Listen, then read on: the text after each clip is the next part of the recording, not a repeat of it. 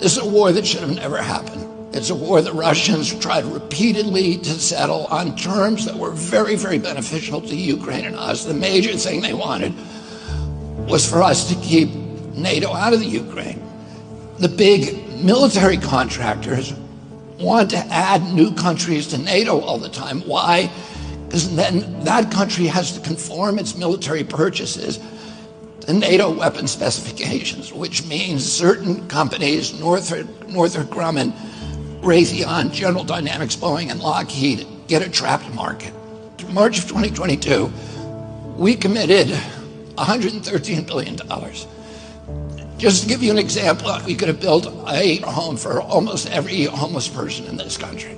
We then committed another $24 billion since then, 2 months ago, and now President Biden is asking for another $60 billion.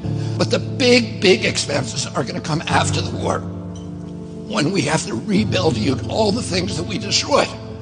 Mitch McConnell was asked, can we really afford to spend $113 billion to Ukraine?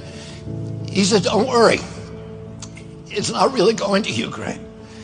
It's going to American defense manufacturers. So he just admitted it's a money laundering scheme. And who do you think owns every one of those companies? BlackRock. So Tim Scott, during the Republican debate, said, don't worry, it's not a gift to Ukraine, it's a loan. So raise your hand if you think that that loan's ever getting paid back.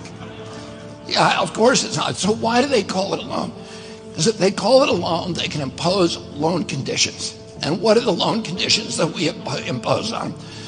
Number one, an extreme austerity program, so that if you're poor in Ukraine, you're going to be poor forever. Number two, most important, Ukraine has to put all of its government-owned assets up for sale to multinational corporations, including all of its agricultural land, the biggest single asset in Europe. In Ukraine, there's been 1,000 years of war fought over that land. It's the richest farmland in the world. It's the breadbasket of Europe. 500,000 kids almost, Ukrainian kids, have died to keep that land as part of Ukraine. They almost certainly didn't know about this loan condition. They've already sold 30% of it. The buyers were DuPont, Cargill, and Monsanto. Who do you think owns all of those companies? Yeah, BlackRock. And then in December, President Biden gave out the contract to rebuild Ukraine. And who do you think got that contract? BlackRock. So they're doing this right in front of us.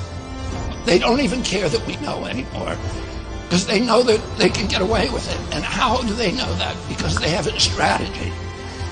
And that strategy is an old strategy, which is they keep us at war with each other. They keep us hating on each other. They keep the Republicans and Democrats fighting each other, black against white, and all these divisions that they sow.